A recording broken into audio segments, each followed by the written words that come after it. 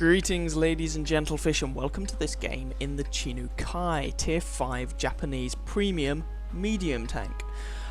This is an assault game. We're here on the Siegfried line, we are on the defending team, and this is not particularly friendly matchmaking. It's a Tier 7 game. Having said that, certainly most of their team are actually Tier 5, and if you actually look at the tier tanks the matchmaker has given each team, the enemy teams kind of had a bit of a raw deal. So our team composes 2 Tier 7 tanks, 6 Tier 6 tanks and the rest Tier 5s. The enemy have 2 Tier 7s as well, 3 Tier 6 tanks, 1 Tier 4 tank, and the rest Tier 5s. So we actually have the better tanks, at least considering the tier of tank that we have. Now a lot of people go, oh my god, matchmaking's drunk or something when it does this. Well, it's worth bearing in mind matchmaking does not actually balance vehicle tiers. It balances battle tier rather than tier per se. I should actually point out here I am platooned up with Sam. Alas, Sam has a run-in with a very aggressive VK there who takes him out early on. Nice shot into the SU-85 there. Yes, so the matchmaker balances vehicle tier weighting rather than their specific tier.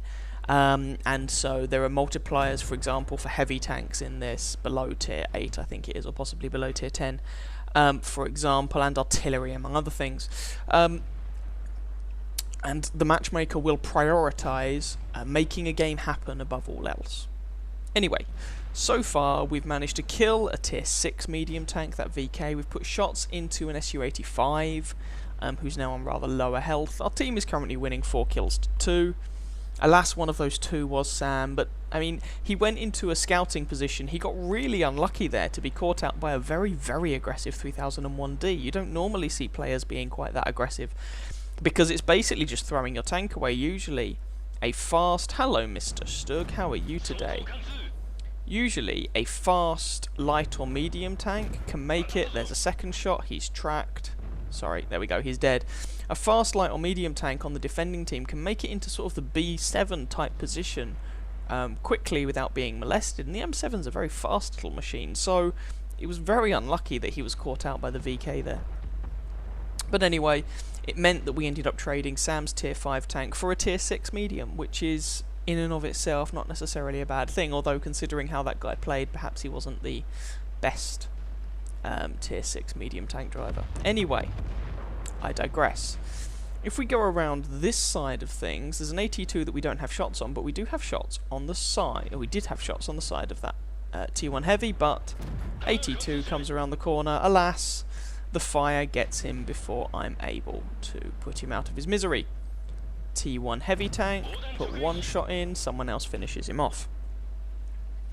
RT29 is whinging and complaining. Does that mean he's died? Oh, what a surprise. Usually people complain and whinge about you. Haha, we bounce a shot from you if they're already dead. That was a very lucky bounce. The armour on this tank is garbage.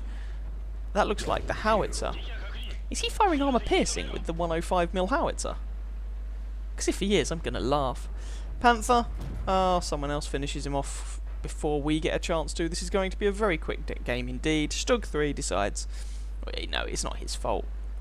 It's just the way it went. You know, I've picked up 2 kills so far. Hurrah! But it's just been a case of pointing the gun at things and they've been dying as soon as I so much as looked at them. Which might have something to do with the fact that we had a few more higher tier tanks than they did. Or we had tier 6s where they had tier 5s and 4s.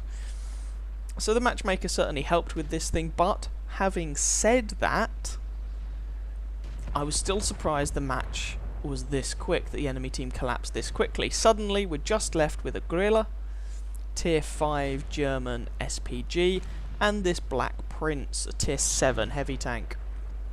Now I'm going to go around the rear. As you can see here, the Kai is not exactly the fastest tank in the world. It's basically the Chinu, which is the tier 5 Japanese medium tank, but with the stock engine, slightly better armour on its turret, and a nerf to its gun depression. The thing is, the Chinu doesn't have any armour anyway. The armour on this tank is completely negligible. I would much rather have the mobility and the gun depression. Anyway, the rear armour on a Black Prince is actually so bad, I believe I overmatch it with the calibre of this gun.